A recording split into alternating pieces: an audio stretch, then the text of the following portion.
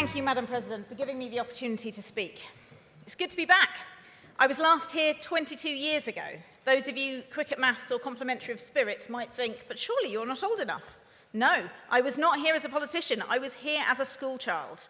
First to come and watch debates and later to take part in school debates. And I am forever grateful to the teachers that set up the debating society at my school. One of them was an Oxford graduate.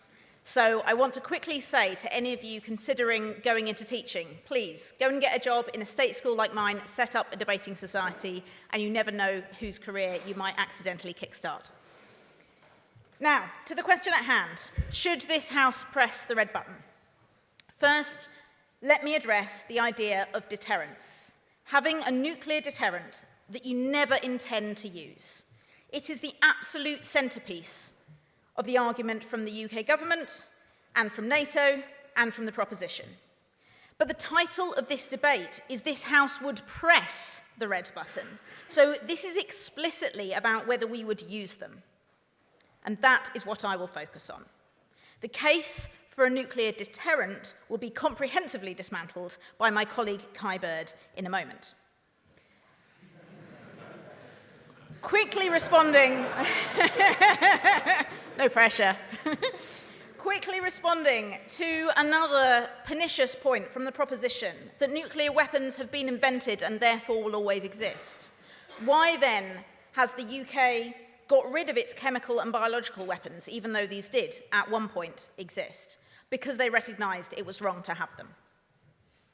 So what does the actual use of nuclear weapons gain us? Quoting directly from the UK government website, to deter the most extreme acts of aggression against us and our NATO allies. Again, that deterrence framing, dodging the idea of actually using them. The capability to protect ourselves and to ensure other states can never use their nuclear weapons to threaten us, etc. To paraphrase, the bad guys have them, so we need to too. But an international arms race does not make anyone safer. I'll give you a more human scale example. Those quotes that I read you from the government website remind me of comments I heard on the news recently from young people about why they felt pressured to carry a knife. 99% of young people don't carry knives, just as 95% of countries don't have nuclear weapons. Yet the small minority of people who do carry knives caused over 4,000 hospital admissions in England in the last recorded year. And in England and Wales, 282 people were stabbed to death. The heartbreaking truth is that while many young people cite protection as the reason they carry a knife, those who carry are 3 times more likely to be stabbed.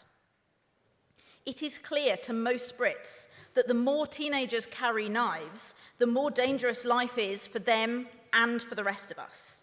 Don't let the proposition fool you that just because they're using grand words, impressive sounding technology and bigger budgets, that the mechanism is any different. The same is true of nuclear weapons. Possessing them does not make us safer. What else then does using nuclear weapons gain us? The government website is not honest enough to say this, but implied from policy, they believe an advantage is the ability to make the first strike.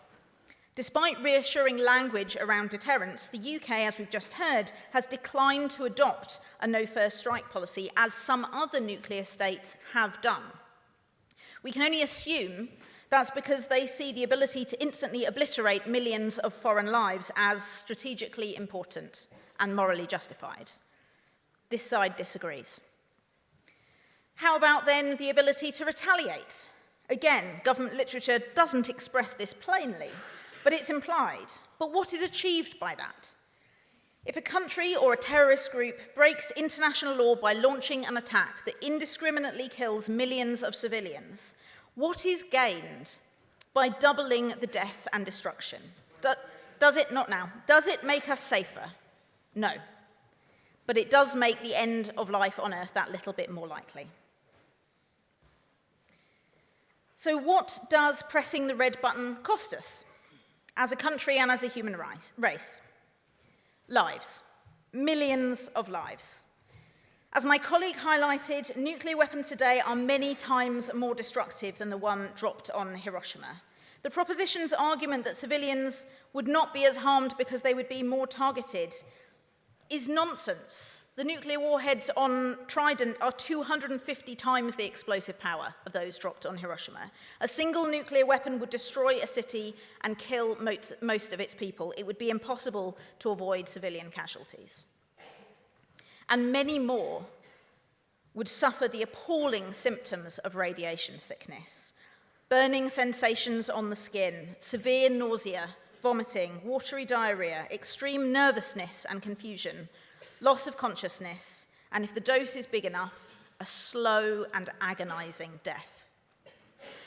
Esteemed audience, the proposition would inflict this hell on millions of innocent people. And that's just the immediate effects. Studies suggest just one nuclear attack could cause major climatic events for the whole Northern Hemisphere, leading to death by starvation alone of up to 2 billion people. In this debate, the opposition does not argue for total pacifism. We accept the need for the UK and any country to defend its people. But the indiscriminate mass killing and injuring of civilians, whether we started it or not, is never justified. Collective punishment of an entire population for the actions of its government is inhumane. Total war that does not distinguish between civilian and military targets is a war crime under the Geneva Convention.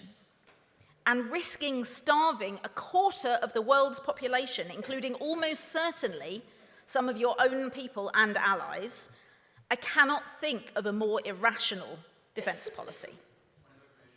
Go on then. You claim that the secret, the real justification for the UK and the rest of the US having nuclear bombs is because they want to use it first, they want to use it retaliate. If that's really true, then why hasn't it been used since 1945 a single time? The US hasn't used it, the UK hasn't used it, China hasn't used it, Russia hasn't used it, Israel hasn't used it, Pakistan hasn't used it, France hasn't used it. Not a single time has it ever been used in 45 to 75 years. So surely isn't the proposition right that it's only a deterrent? I think my colleague Kai Bird is going to address those points really adequately, so I'm going to save my time and allow him to do that.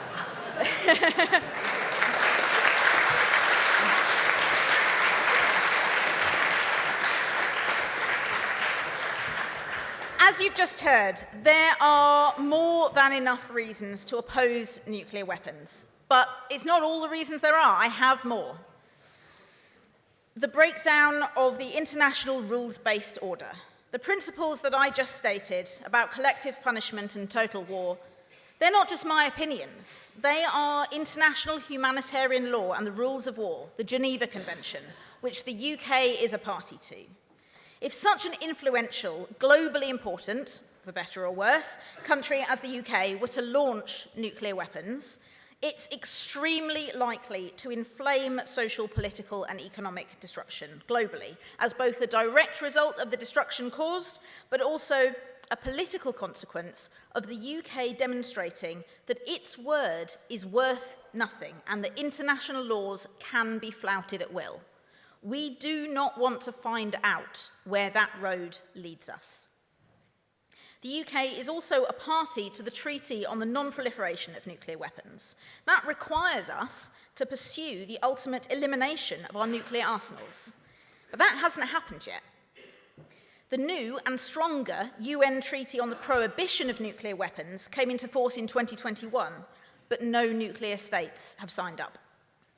If you value international cooperation and a rules-based order, and I hope everyone in this room does, then join me in calling on the UK to ratify the Prohibition Treaty and begin the process of nuclear disarmament.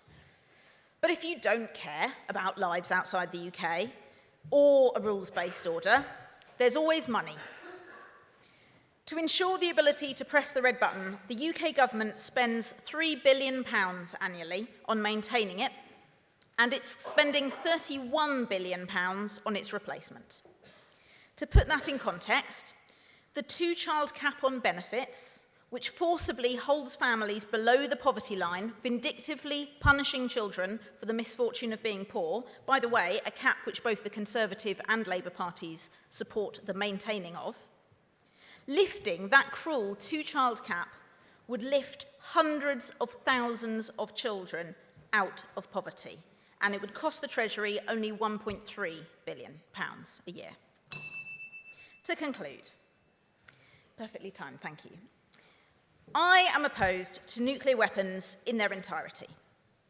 But to agree with me that this House would not press the nuclear button, you don't actually need to oppose the UK's possession of nuclear weapons on principle, although my colleague Kai will disabuse you of that idea shortly. You just need to understand the impact of ever deploying them. The loss of millions of innocent lives, including potentially our own. The crumbling of the rules-based international order. The wasting of billions of pounds. And, just like the knife hidden in the pocket of a teenager, even if we've no intention of using it, the act of having it puts us at risk. And to pull the knife out escalates that risk even further. The proposition will say that the opposition is for giving up, surrendering, doing nothing in the face of danger. I say, peace is not just the absence of war. Peace is an active process that requires openness, honesty, mutual respect, solidarity, justice, and goodwill. Doesn't sound easy. It's not. Peace is not easy. It's hard work. But if we want to create a world driven by hope, not fear, this will never be achieved through the pressing of a button. Thank you.